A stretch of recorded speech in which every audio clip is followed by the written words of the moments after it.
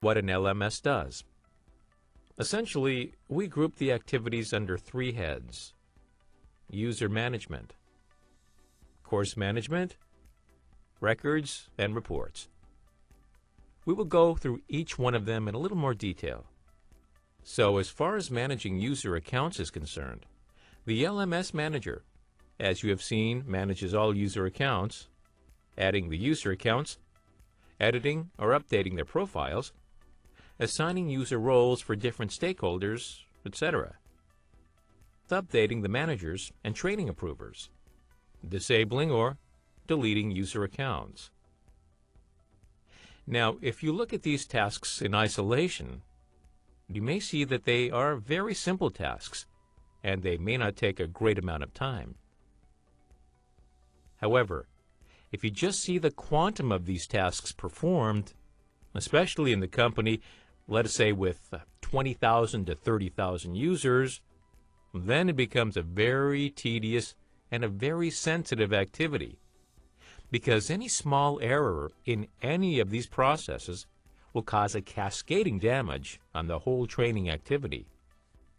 Now next, coming to managing courses, or the course management, there is in most LMSs a feature of customizing training plans, or learning paths, for their employees based on the existing curriculum, which is linked with job profiles and job descriptions.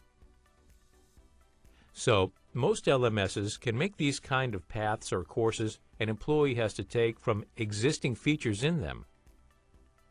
It is a pretty useful feature that caters for allocating time for completion and tracking need for refresher training and other such concerns. This, then, is an important feature to enable customization of training for a particular job or person. A huge bulk of administration is managing classroom and online training sessions, as training is most of the time a blend of both. Many of us in the e-learning domain do not know what an LMS does in classroom training. Let me tell you from our experience. LMS does a lot of stuff in classroom training, because classroom training continues to be a large part of any company's training effort. 70% of the training budgets continue to be spent for classroom training. So you have hundreds of classroom training going on across the world. And what an LMS does is to schedule them, track attendance, register users, set prerequisites, capture the assessments or the final scores, and to evaluate the courses. And then you have online training, which is the e-learning starting from designing and hosting customizing learning paths, making bookmarks in the courses, tracking learner progress, assessment, and evaluation.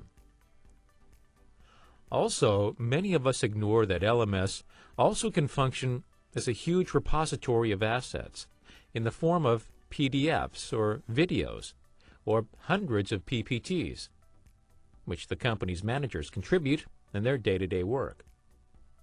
All of them also contain a lot of knowledge in the form of online service and online books. These are the main tasks, and there is a huge demand for blended learning.